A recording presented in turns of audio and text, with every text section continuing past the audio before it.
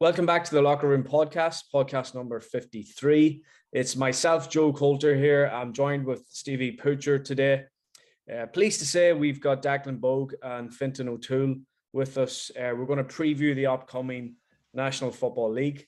We'll have a close look at Division 1, then we'll go over Division 2, and we'll have a quick look at Division 3 and 4.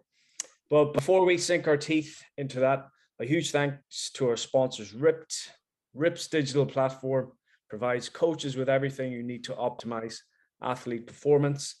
Head over to rip.app for more information.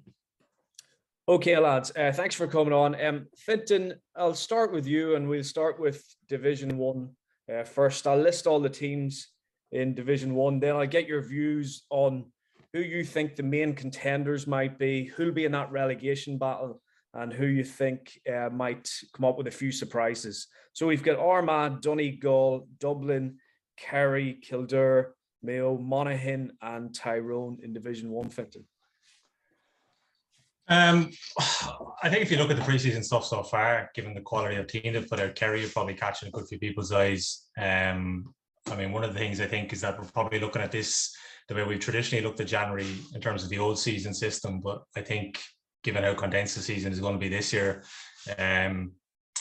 someone was saying to me last week, we're kind of almost in March in terms of preparation for the county teams now, and I think that's reflected in Kerry in particular, kind of the strength of the sides they're putting out. That was made, I suppose, of the situation a couple of weeks ago where a couple of their players played a Sigerson game and then travelled up to play a Mcguire Cup game, but it's probably kind of reflective of they're kind of not hanging around. I think this year, obviously Jack McConnor back in charge. And there's probably traits of it in Dublin as well in terms of maybe the seriousness of which they're taking this time of year. The likes of Kieran Kilkenny, Brian Fintan, usually I suppose Dublin are coming back off an All-Ireland win and their team holidays taking place in early January and they're kind of able to feel their way back into action sometime in February. But a lot of these guys have kind of hit the ground running and got a good bit of game time in the O'Byrne Cup.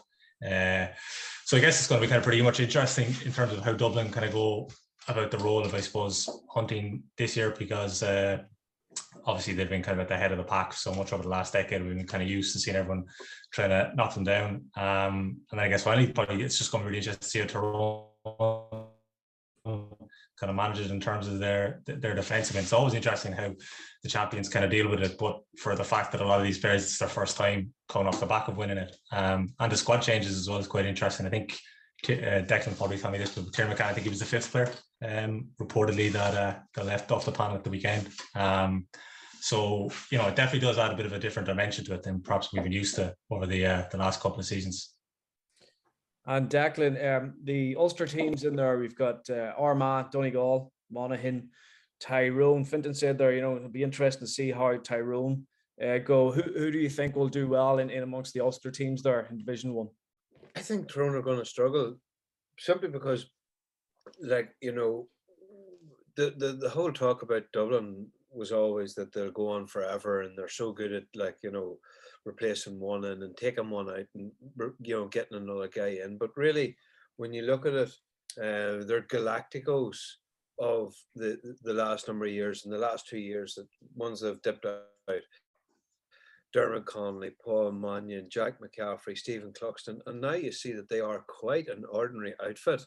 And I would say there'll be a lot of teams looking at them and licking their lips, and even maybe one or two around Leinster that might say, you know what, we could give these boys a fair old rattle. It was okay losing a Rory O'Carroll when you had a Philly McMahon as a backup or something like that. But it's a whole other thing when special talents and lads that were the like of Jack McCaffrey that could make a goal happen out of nothing. Same with Paul Mannion, same with Dermot Connolly. And then, as good as Evan Comfort is, he is, and we discovered this, at the trouble that Mayo put him in the All-Ireland semi-final, is no Stephen Cluxton.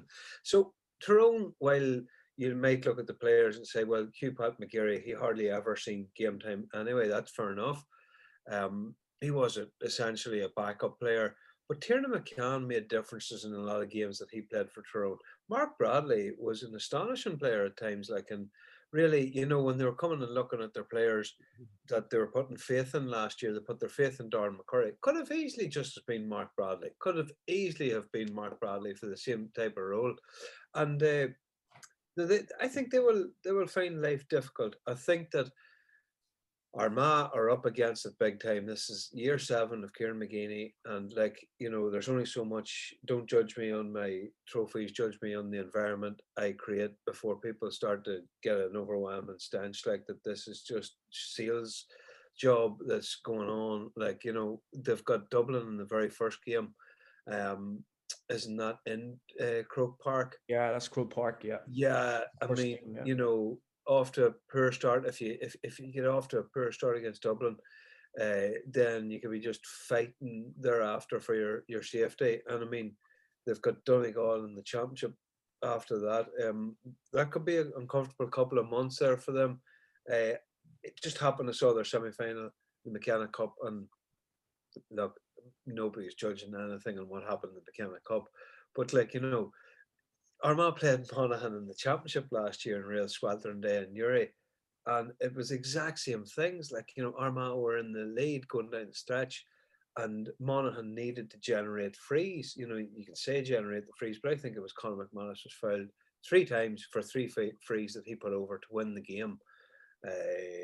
And again, when Armagh were in a command position against Monaghan, they just fouled and gave the game away. So, right, okay, so we've gone through them two. Monaghan could be set for a wee bit of a good old run now. Caught their games. I'm very impressed. Conor Leonard, 6'4" in midfield, young, he's raw, he's still a teenager, but like, you know, you're probably looking at the natural replacement for Darren Hughes in years to come. But you know, Monaghan have to be commended. Like, you know, they never ever really. I think Conor McManus is still playing football for Monaghan in about 42 years' time. Like, you know, he's 34 now. Darren Hughes is 34. Colin Walsh is, I think, 32. Ciara O'Connell, 33. Like, and these boys know that, like, I mean, I don't know what the margin was against Tyrone in the Ulster final in the end. Was it 2 points? But they know, like, you know, if we could only just get together in Croke Park for one day, you never know what might come of that. But, you know, I didn't watch the Examiner podcast today, but I saw a headline from it from Twitter, and it made sense to me. And that was Kerry will win the league, but not win the All Ireland. I think that's sort of what we're looking at for this league. Is the team that need it most is probably Armagh. They need it. Like, I mean, they would love a national title and all the rest. They'll not come near it.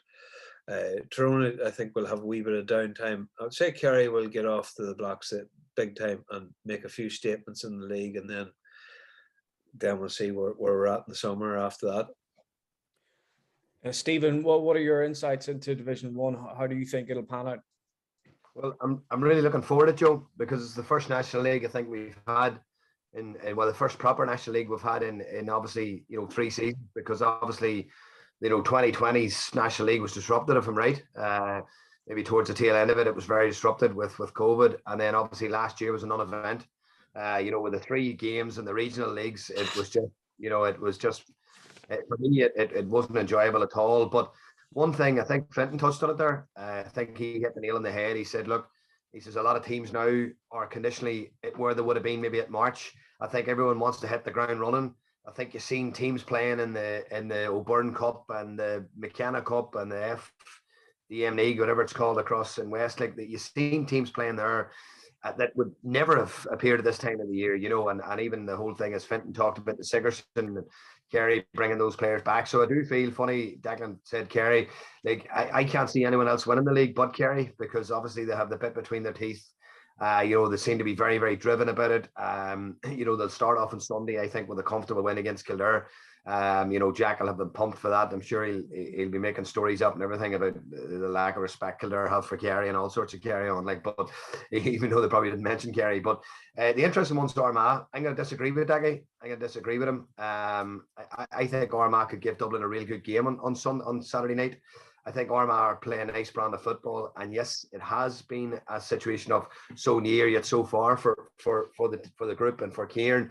But I just feel, watching them last year, I really, really did think they weren't a million miles away, Daggy. I don't think they were a million miles away. And you know, you can talk about, you know, yes, you're probably judged at this level of wins and trophies and things like that as well, but they have not been far away. Like, and I just feel if they can break that glass ceiling and stay in Division 1 this year in a 7-game league, you know, I think they could have a really, really good championship. But Monaghan are the team who continue to amaze me, because I've probably written them off myself for 3 or 4 years now, feeling, they're getting on a bit, their main men are getting on a bit. How long can they sustain this? But I just have a funny feeling this year, it will catch up with them. Now, the team that I am going to tip to struggle this year in Division 1 is Donegal.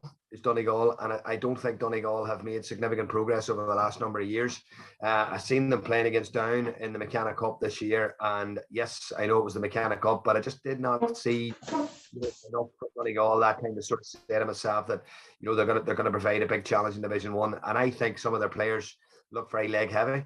If I'm going to be honest now, look, the proof will be in the pudding come this weekend, but I'm going for Kerry to win it, Armagh to be a surprise, and Donegal and Coulter to struggle. Okay, very interesting, Stevie.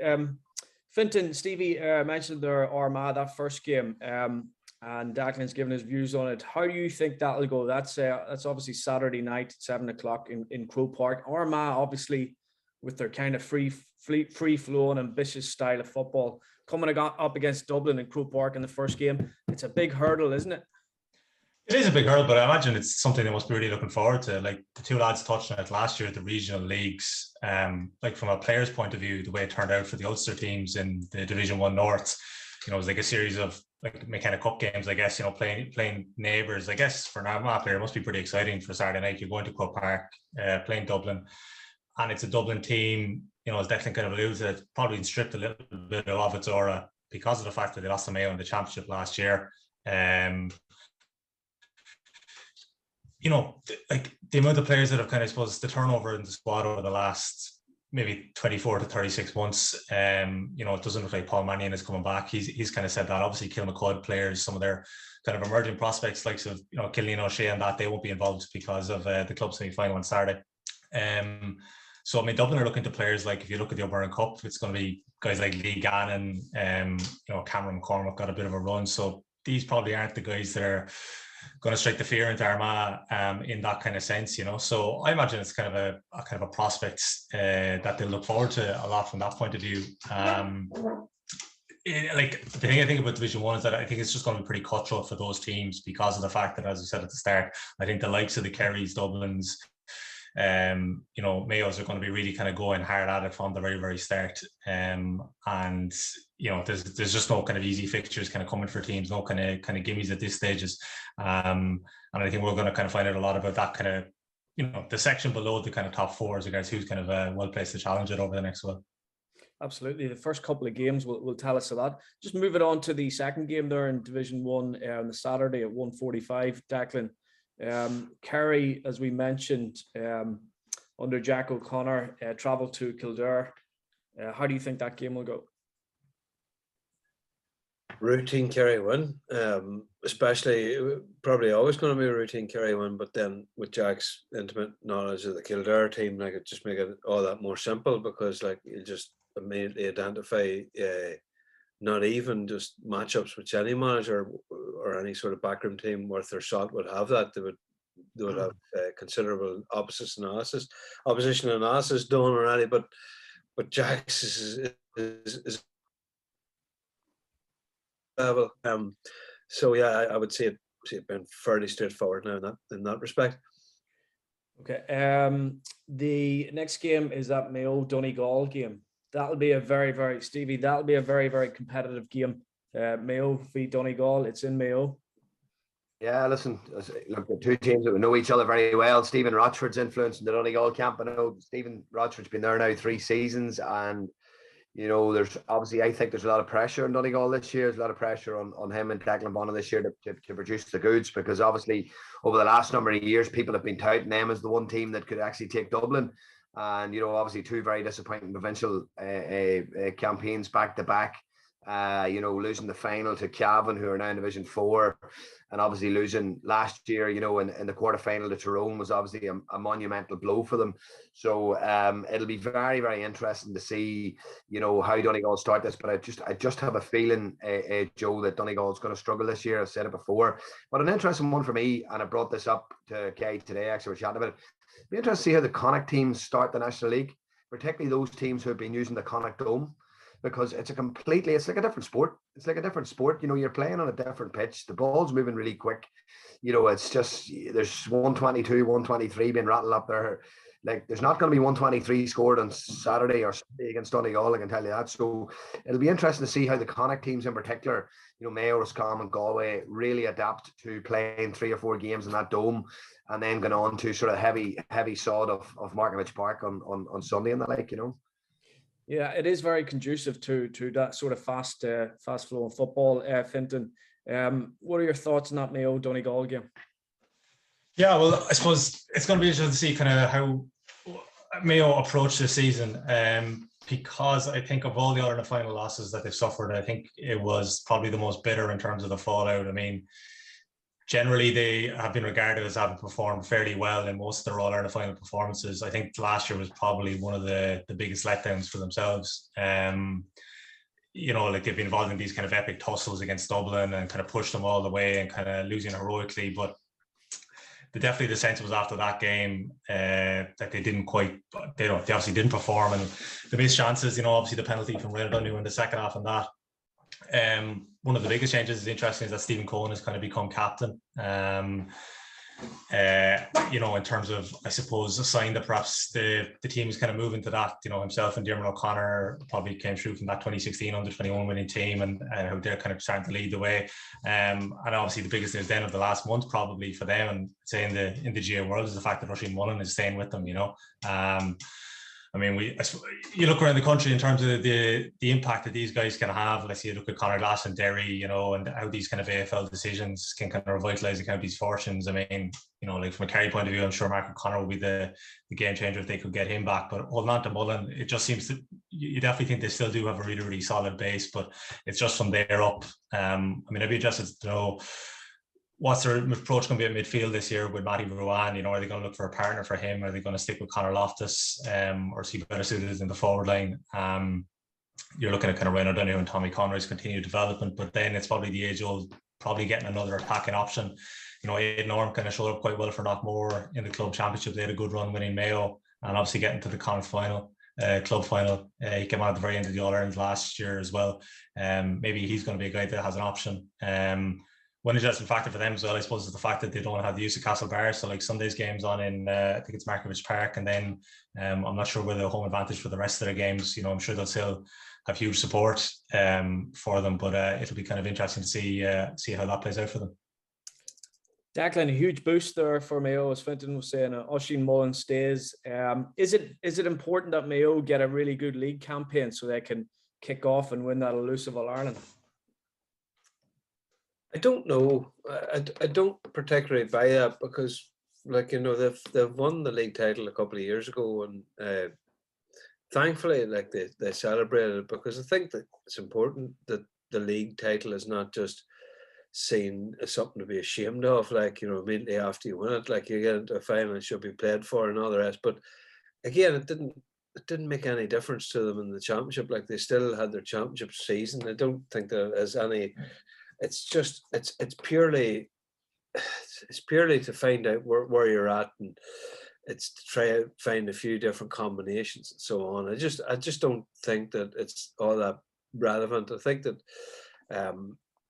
unless if you haven't won a national title before, yes, go for it, go for the league. I mean, this is where your Armagh should be going for the league. Absolutely, they should go ball-headed for a league title. But like, for a team like Mayo, who are consistently in the top 3, top 4, it doesn't really it doesn't really matter to them, because they've broke that. They've done everything but win the All-Ireland, so it doesn't really matter. It really doesn't count for them. It's not at all relevant to them. And just moving on to that final All-Ulster game, Stevie, All-Ireland champions Tyrone against McKenna Cup winners Monaghan. will Tyrone suffer a hangover from the All-Ireland in the National League? Or how do you think that game will go? It's hard to know. Obviously it was well documented. The lads had a good holiday over the Christmas break in Dubai or wherever they were. And, obviously they came back and McKenna Cup was a bit flat. They obviously ingrained a few players in their first couple of games, and we haven't seen them playing full out yet. But to be honest with you, like a lot of those boys now, Joe, at this stage, or sorry, at this era, like they really look after themselves. No people can sort of look at a team holiday and sort of say, oh, they had enjoyed themselves and a few beers, whatever. But those lads are in the gym every morning too, and the players nowadays really look after themselves. But the fact that they've lost probably a 2-week block of training, Fintan talked about it as well, about how these teams are really hitting the ground running now. They might find themselves a week or two off the pace, Joe. But the fact that the game is in Omagh, I think there's absolutely zero love lost between Tyrone and Monaghan. Zero love lost. Tyrone will not want to be beaten in this game. There's been very little between the teams, and I actually wouldn't rule out a first weekend draw this game, because it could be that tight. It could go down to the wire. So I would say home advantage, Tyrone by the minimum, are very close to a draw. Any thoughts on that, Declan or Fintan? Go ahead, Fintan. Yeah, well, I suppose it's just the new situation that Tyrone find themselves in this year. They can probably kind of afford to relax a little bit for the first couple of rounds. Not long back off the kind of team holiday and all that. But I mean, from Monaghan's point of view, like, the kind of reinvention that Declan kind of touched on earlier, with kind of some of the guys that they've added, I think every year it's kind of the same old thing is kind of trotted at this time, that they are kind of an aging side, but they do seem to continuously kind of get to the latter stages, they contest in Ulster finals and continuously competitive in Division 1. I mean, they preserve their status every year when they're probably being kind of maybe favourites in a lot of people's eyes for kind of relegation at the start of the season, but they've continuously stayed up, obviously in fairly sensational style last year with that game against Galway. And, obviously Tyrone win the All-Ireland semi-final against Kerry and they win the All-Ireland final against Mayo, and those are the games people are focusing on. But you imagine from Monaghan's point of view, they do have a lot of regrets when they're kind of thinking back to that game in Croke Park in July, given the fact there was a knockout nature. So I imagine that they're going to be pretty much eyeing up this one, like every team will when they play the All-Ireland champions first day out. But I think when it comes to the league, but I think Monaghan in particular will be gunning for this one. Okay, lads, interesting views there on Division 1. What we'll do is we'll move on to Division 2 and not spend too long on Division 2. Fintan, I'll just come back to you. The teams in Division 2, we've got Clare, Cork, Down, Derry, Offaly, Roscommon, Meath, Galway. That's a very strong division, isn't it? It is, yeah. I think it's going to be pretty cutthroat, I mean, if you look in terms of kind of the bottom, first of all, like the two sides that just survived last year were Cork and Down. I think both could be up against it, I mean, from a Cork point of view, like they have a new manager in Keith Riggin, and there's all this optimism because of the underage success, but for different reasons, like I suppose they have a few injuries which ruled out a few guys. There were 4 or 5 guys then that have kind of opted out of the panel this year. Mark Collins is unavailable at the moment. Then there are guys like Rory Dean, Sean White, just experienced operators, and I was down to the McGuire Cup final on Saturday when they were playing Kerry.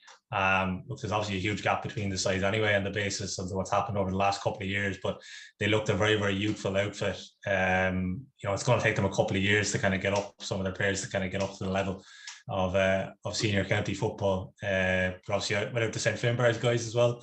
They're in the All-Ireland Club Championship on Saturday. That's about 4 or 5 different options there.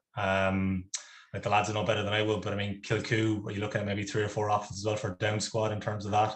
So, that's going to kind of hampers the options for, managers in this situation. Roscommon obviously in the same boat with the Pierce's guys, So for the first couple of rounds, I mean, looking at Cork schedule, for example, they're away to Roscommon, then they're home to Clare. Both sides who in league basis have kind of had the upper hand on them over the last couple of years, So I suppose that's kind of looking at the kind of bottom sense of it. In terms of kind of side chasing promotion, was one of the sides I'm interested to look at is Galway, because I think if you look around the country, they stand out to me as one of the sides that kind of maybe most affected by the COVID situation. Like the momentum they had, if you can think back to early 2020 before the shutdown, and they never really seemed to get that back. I mean, they only played one championship game in 2020. Subsequently lost that by a point to Mayo, And then last year, obviously, really, really disappointing for them the way they lost and got relegated.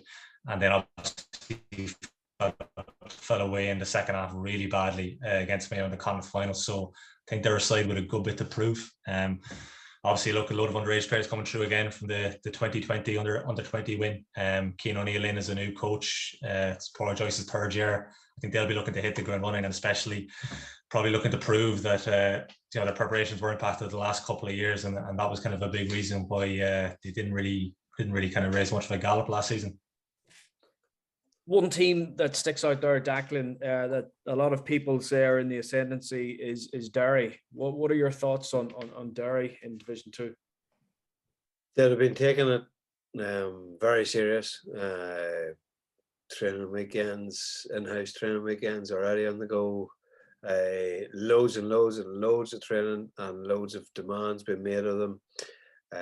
Just typical Rory Gallagher team, just extremely well organised and set up and well drilled, and they will be doing absolutely everything expected of them, and if they don't, they'll hear it on the line coming from him. And it's one of those ones that he was with Donegal for 3 years as manager. He was with Fermanagh for 2 years.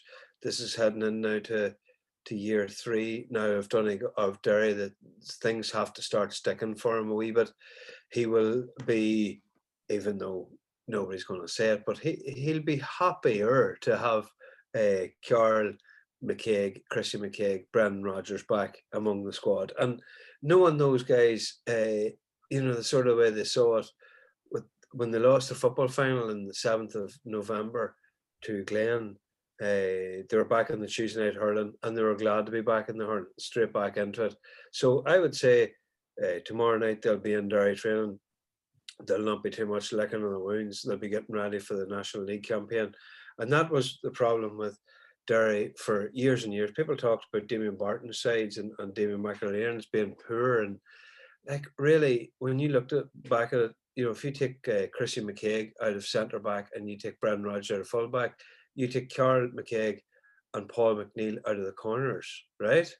Well, that was 4 of your back 6 that was missing for successive league campaigns. And this was going on for years and years.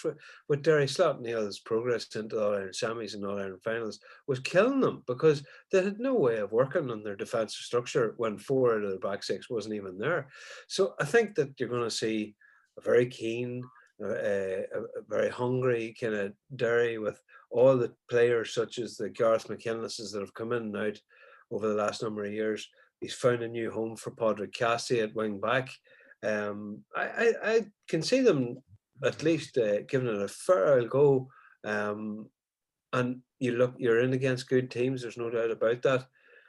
But you would have to say, if you're picking your top 3 teams, you'd be probably putting them in amongst them, wouldn't you? Right now, just for thinking that they're good enough. I mean, Clare, and there just does seem to be a wee bit of a glass ceiling with that crowd. Offaly, Derry walloped them in the Division 3 final. They're not really on the same level. Meath, we'll get back to them. Galway, enigmatic as ever, down. They'll find it hard to get off the ground a wee bit. Roscommon, as Fintan said, missing the Pearsons lads, and Cork are well, let's just wait and see, because we just don't know yet. But I would give Derry a fair chance now of getting promotion. Stephen, you have a lot of familiarity with obviously Down and Roscommon there. How do you think those 2 teams will fare out? Yeah, I think when Fintan talked about it, there's obviously another variable factor there as well. Roscommon's a couple of lads away travelling this year as well. Shane Killorn's gone on for the year. Would have been an ever-present last year wing forward. But also Damard and Kieran Murder's team won the intermediate championship, Connacht championship. So Damard and Kieran are obviously a massive blow, 14 and 11 for Roscommon last year. The 3 dailies, Davy Murray, 4 of the starting 6 defenders. So it's a rebuilding process for Anthony. It's difficult to rebuild as well in year 4. But look, listen, Roscommon still have some very, very good footballers, and unquestionably, they'll do enough. They'll do enough. Whether they'll do enough to be promoted or not is up for debate, because it's a division that could go any way. And I think, I think, lads, it'll come down to the first couple of fixtures here. Derry play Down, Galway play Meath, then they're away to Down. I'm just looking here, and then in their third game, Galway are away to Cork. And like your season can hinge on the first 2 or 3 games. If those first 2 or 3 games don't go well for you, all of a sudden, you're looking down rather than up, and that can be so pivotal in this league. And just looking at those teams, probably one of the most competitive Division 2s now in a while, with every team there will obviously have aspirations, of obviously staying in the league, and a large proportion of them will have aspirations of going to Division 1. But I agree with what Fintan said about Galway. I really think Galway will win this division. I think people are very, very disrespectful of Galway. I think Galway are a good side. I came up against them a couple of times last year. I was probably, relatively not disrespectful publicly, but I was relatively probably just didn't really think that some of the younger players were on the level that people were propelling them to be. But like Shane Walsh, cracking footballer, Conroy, brilliant footballer, when they're allowed to play. And one thing that Mayo done in the Connacht final when Galway were 4 or 5 points up, they shut those key men down. But big Matthew Tierney there stepped up from the under-20s. Now the fullback's going to be a massive, massive blow. The big man done his cruciate last week, and he's going to be a huge blow for them. But listen, it'll be interesting. Down are going to struggle, Joe. There's no point in trying to brush it up in any other way. James knows it's going to be difficult. Aidan knows it's going to be difficult. They have an absolute crisis at the minute, an absolute injury crisis at the minute that you wouldn't believe.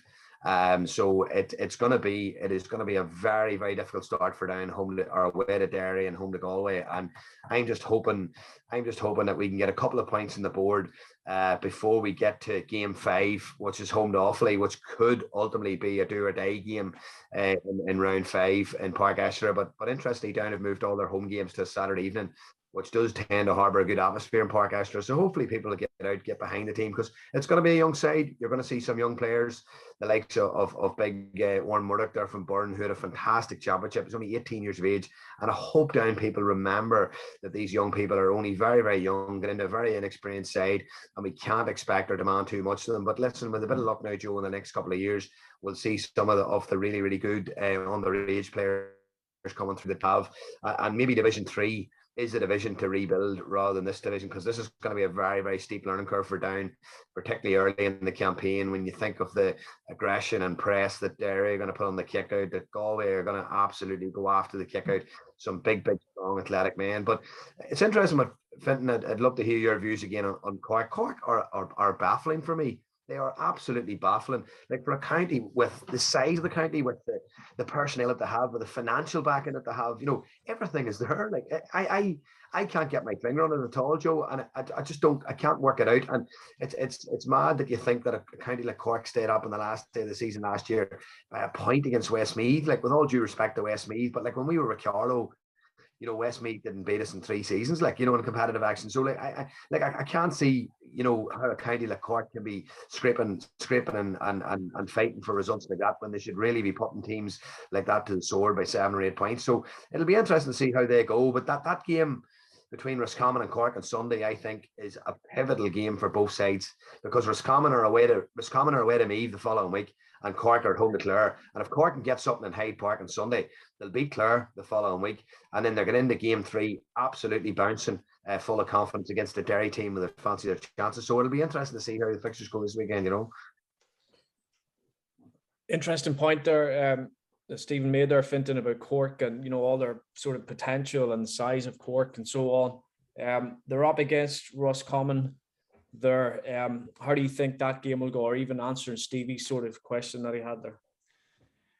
Yeah, I suppose we could be here all night for trying to, I suppose, to decide, where it's gone wrong for them. But like, I would say that they had a good bit of momentum behind them at the end of the 2019 season. They reached the Super 8s that year, did fairly well for about 55, 60 minutes against Dublin. Started very well against Tyrone, actually, in Croke Park as well. Got a couple of early goals. But since then, it's kind of gone off the rails. Obviously, they had the famous win over Kerry in November 2020, but you know, that was a great chance for that team to get Munster medals, and they didn't manage to do it. Things obviously completely unraveled last year, and it was the end of the Ronald McCarthy era in charge. Keane Ricken has come in. You know, you've had a lot of kind of older, experienced guys in the squad for different reasons have moved on. You know, I touched on the kind of 4 or 5 who aren't going to be involved now.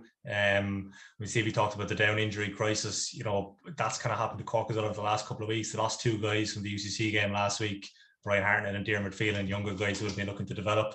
They brought on a guy, Damien Gore, who was playing very good football on Saturday in the Mcguire Cup final. He was just before half time. He had to be taken off at half time. The first ball he went for, he kind of jarred his knee. They don't think it's cruciate damage, but they're not quite hopeful of him being available for the first couple of games. And then let's say someone like Ian Mcguire has been kind of pivotal to the squad over the last couple of seasons in terms of the leadership he offers on the pitch. Obviously, his focus at the moment is the club semi-final on Saturday. So, like in the long term, in terms of the minor under 20, there are kind of raw materials coming there.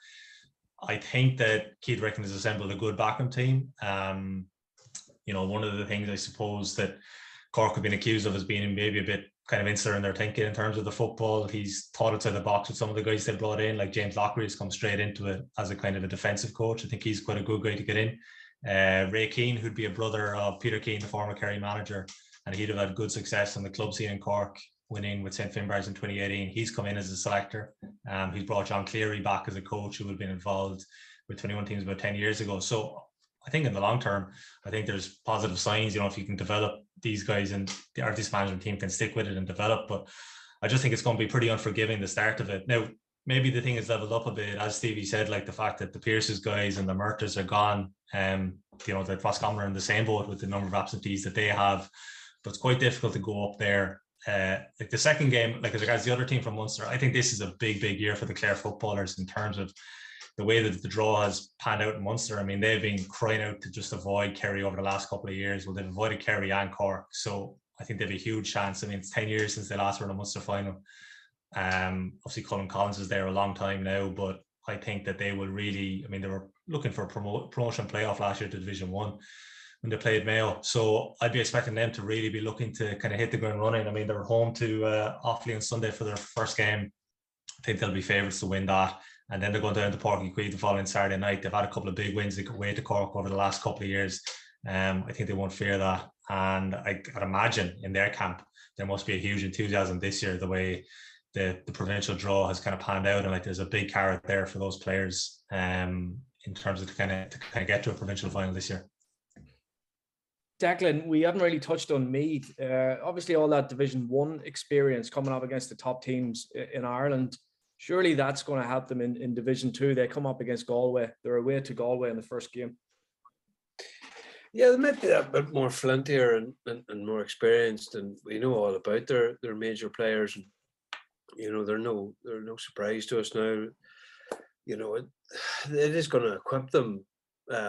But so much of this is all predicated on, like, you know, your sort of the order of your draw and, you know, who you're getting at home, how many home games are going to be. Just looking here now, and they're getting their, you know, that's a tough out assignment, their first game, like away to Galway.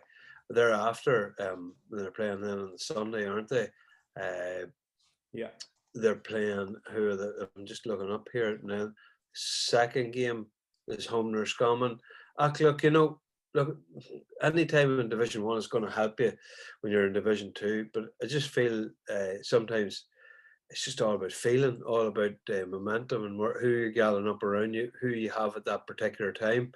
And I don't know if I'd be particularly picking out Meath as the team that could surprise teams or head on up through that division, to be frank. Yeah, it'll be interesting to see how they go. We'll move on briefly, lads. We'll spend a couple of minutes briefly on Division 3.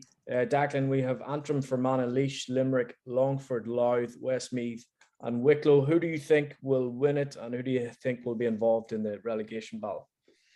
Well, I'm just going to take a look at this Division 3.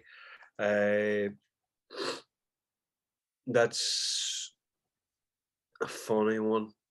In that, like Westmeath are the ultimate yo-yo team. Like, well, I don't know how many years they were on the go there, where they just never stayed in the same division. 6 or 7 years, like that they went straight up to Division 1, didn't they? And then literally went right back down to Division 4, I think. You've got teams there that are at all sorts of different stages of their life cycle. Like Limerick are just a solid Division 3, Division 4 team. They don't tend to get into Division 2 ever. Longford, I can't remember the last time they were up. Laois will bounce between 2 and 3. Antrim, to my recollection, the last time that they were in Division 1 was 2011. 2011, was it? Yeah, 2011 under Baker Bradley. Louth obviously will be coming, Mickey Hart and Gavin Devlin have done an awful lot of work there behind the scenes. People in Louth would tell you that, that they were amazed to see just how many games that the two boys went to, the club championship, that they went to practically every game. They've done a lot of work in the Darva Centre of Excellence in terms of just reorganising it and sort of making it more Louth friendly and, just create more of an identity in that facility. And they've also actually been doing a huge amount of advice to underage structures in the county, more local to home for Mana, with Owen Donnelly retiring, that's already a huge loss. Like, Kieran Donnelly's in there. It's 10 years after he was in as a trainer for Peter Canavan. He'd be well liked, very popular man about the county, very clued in, has been with Scottstown and Cavan Gales over the last number of years, has won big with them. No stranger to knowing his way around a tactical side of the game and all the rest, but just with Owen Donnelly retiring, and you would be hoping, and you just suspect that he might not get that, is that the Derry Gonley boys would whoever is going to come out of Derry Gonley would just instantly say, right, we're in now, we're not waiting. But I just kind of get the sense that there'll be a wee bit of wound licking going on there for another week or two. Saw them against Monaghan down in Clonus there one day.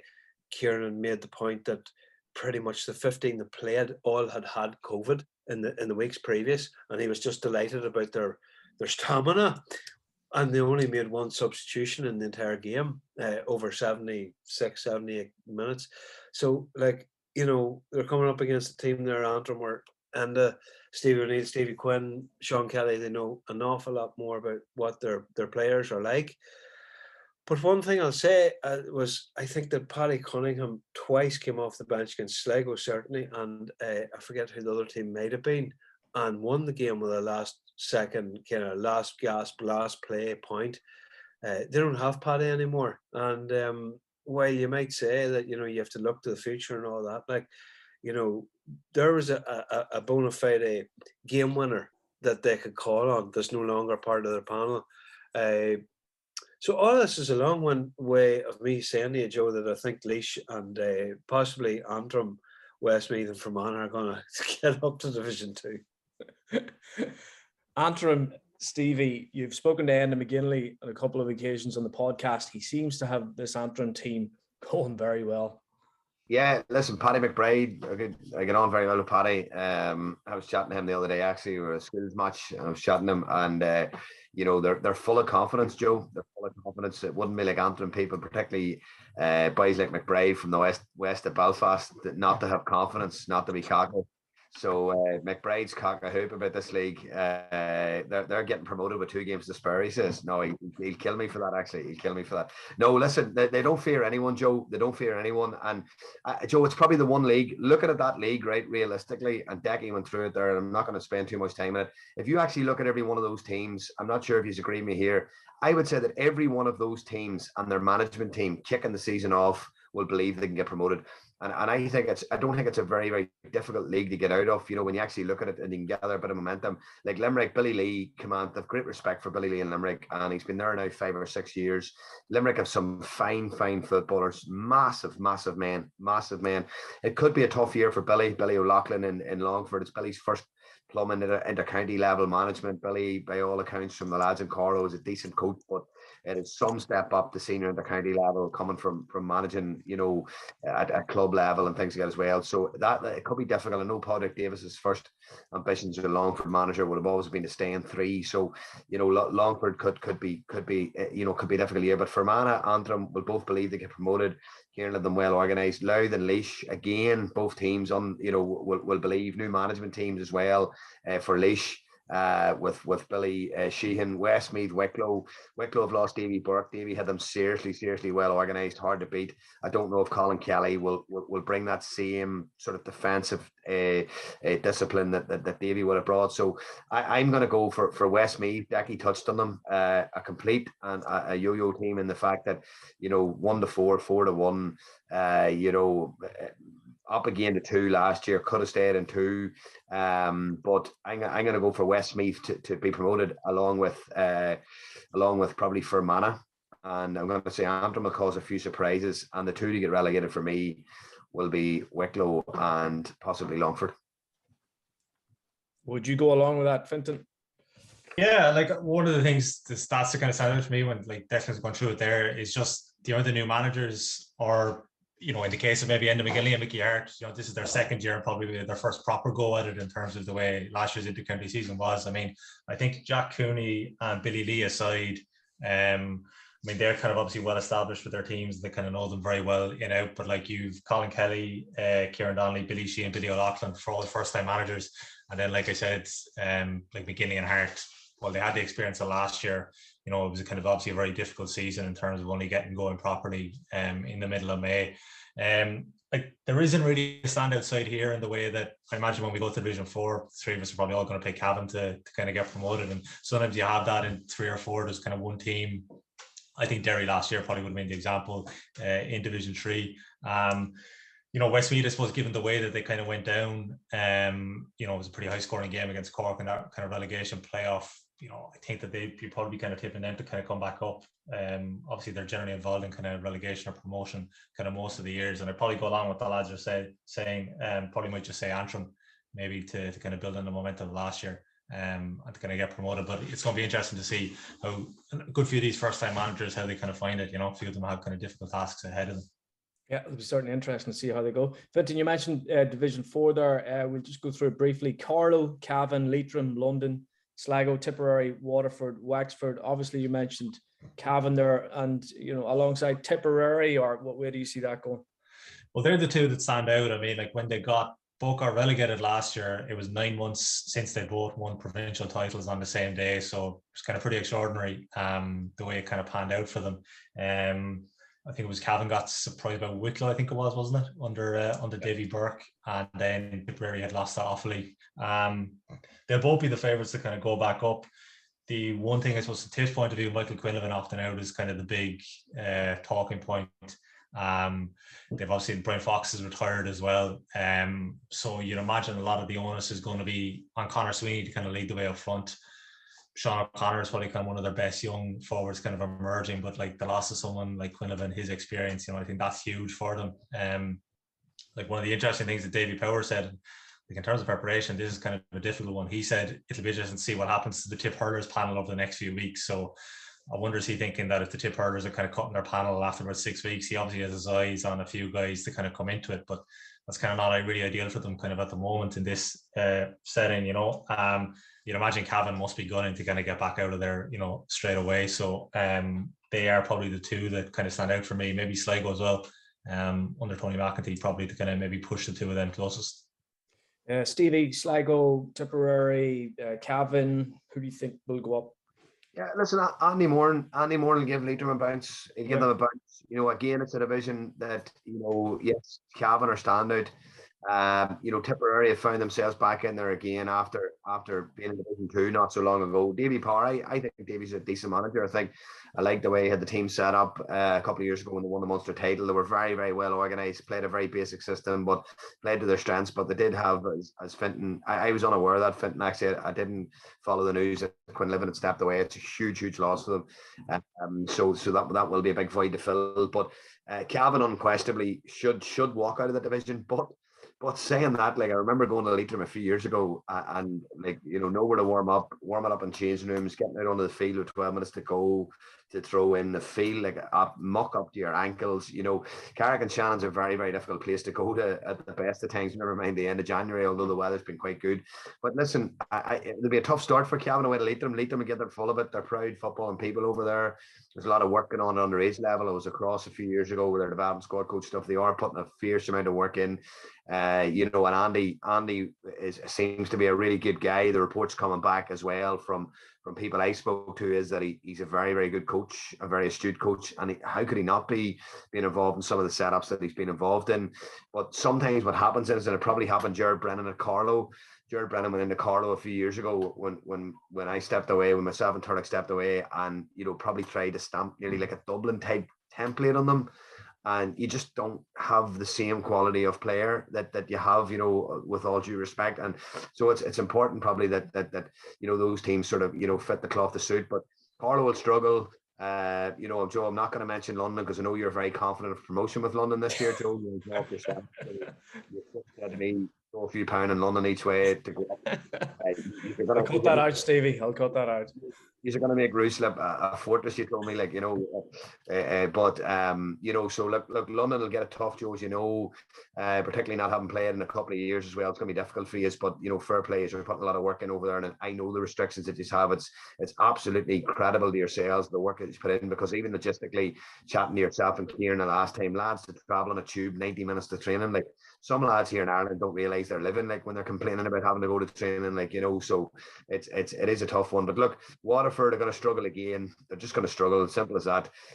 Tipperary, it'll be difficult without Quinlivan. So I'm going to go for Cavan, and I'm just going to go for a wee sneaky feeling that Andy Moran will give Leitrim a bounce. He'll give Leitrim a bounce, and that's the two I'm going to go 4 out of 4. Declan, we'll give you the last word. No, I just tell you what, Joe. You know, when it was actually mentioned today, was that the whole thing about London coming back. I mean, can you give us an insight?